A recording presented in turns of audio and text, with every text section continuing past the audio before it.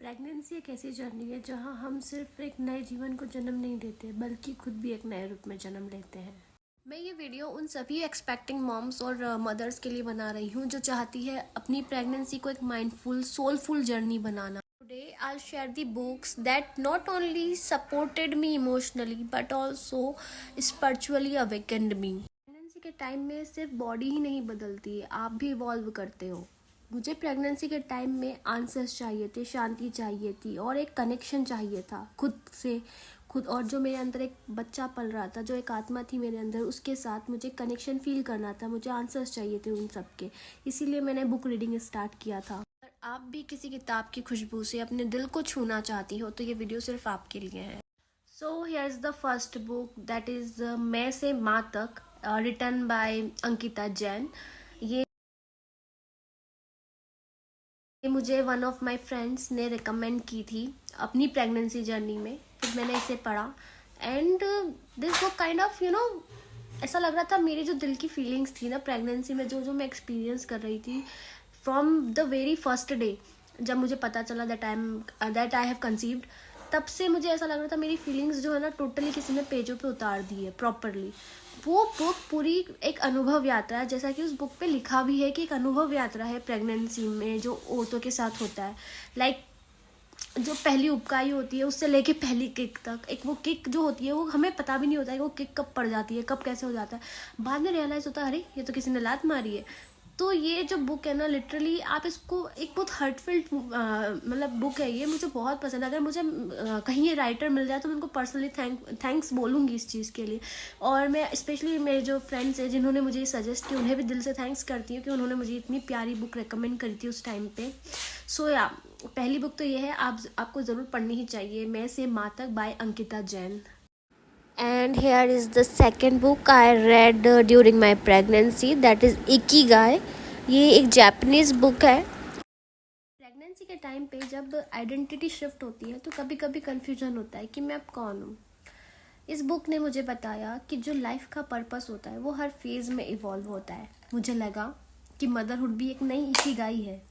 इस बुक ने मुझे ग्राउंडेड और होपफुल रहना सिखाया जब मैं बहुत ज़्यादा ही ओवरवेल्म्ड फील करती थी। The next book is Shri Krishna. ये भी मुझे मेरी फ्रेंड से ही मिली थी। आइए इस बुक के बारे में आपको और डिटेल में बताती हूँ। कृष्णा जी सिर्फ एक भगवान नहीं है, वो एक फ्रेंड, एक गाइड की तरह हमें महसूस होते हैं और एक डिवाइन एनर्जी है, बहुत ही पावरफुल सी। जब भी प्रेगनेंसी के टाइम पे मेरा मन भारी होता था, बहुत हेवी लगता था, तो मैं कृष्ण लीलाएं पढ़ लिया करती थी। उनका नटखट रूप, उनकी जो लीलाएं होती थी वो मुझे अपने बच्चे से और भी कनेक्टेड फील कराती थी। उसे पढ़ के ना मन एकदम चेयरफुल हो जाता था। इसीलिए मैं आपको ये वाली बुक सजेस्ट कर रही हूँ कि आप ये पढ़ना चाहिए आपको। And the next book is autobiography of a yogi. तो ये जो बुक है इसके बारे में मैंने ऑनलाइन पढ़ा था, तो मुझे ये मन में था कि मुझे ये पढ़नी है। तो प्रेगनेंसी से अच्छा टाइम तो हो ही नहीं सकता था पढ़ने के लिए, तो नेक्स्ट बुक ये रही। आइए मैं इसके बारे में आपको और बताती हूँ। ये सिर्फ एक ऑटोबायोग्राफी नहीं है, ये एक स्पिरिचुअल अवेकनिंग है। माँ बनने का मतलब सिर्फ खुद को नर्चर करना नहीं होता, बल्कि खुद को एलिवेट करना भी होता है। इस किताब ने मुझे सिखाया कि माँ बनना एक डिवाइन कॉलिंग है। जब मैंने योगानंद जी के एक्सपीरियंसेस पढ़े तो मुझे लगा कि मैं भी एक डिवाइन मिशन का पार्ट हूँ और मेरी वॉर्म एक सेक्रेड स्पेस है। नेक्स्ट बुक है श्रीमद् भगवद गीता। इसका फोटो मुझे नहीं लगता मुझे यहाँ पुट करने की ज़रूरत है, क्योंकि सब जानते हैं श्रीमद् भगवद गीता क्या है। ये मेरी बच्ची बैकग्राउंड में चिल्ला रही है, सॉरी फॉर द इंटरप्शंस।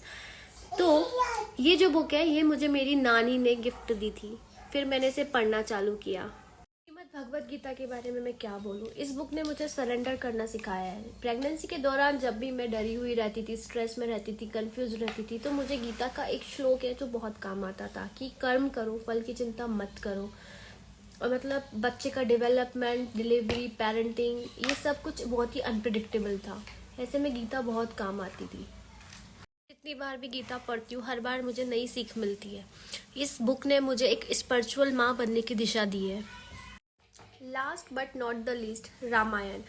ये बुक मुझे मेरी mother in law mummy ji ने गिफ्ट की थी एंड मैं उस चीज़ के लिए बहुत थैंकफुल हूँ कि उन्होंने मुझे प्रेगनेंसी के मतलब पहले दिन से ये चीज़ सजेस्ट कर दी थी कि बेटा रामायण पढ़नी ही पढ़नी है, आपको पूरे 9 महीनों में रामायण पढ़नी है।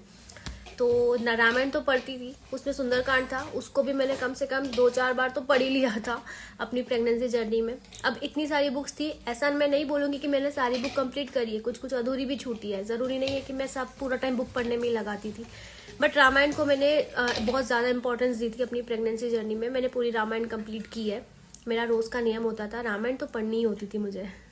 सो गाइज़, ये कुछ बुक्स थी जो मैंने मेरी प्रेगनेंसी के दौरान पढ़ी है। पहली प्रेगनेंसी में मेरे पास काफ़ी टाइम होता था, मैं अकेली रहती थी घर में दिन भर, मेरे हस्बैंड ऑफिस चले जाते थे, तो मेरे पास काफ़ी टाइम होता था, तो मैं पढ़ लिया करती थी।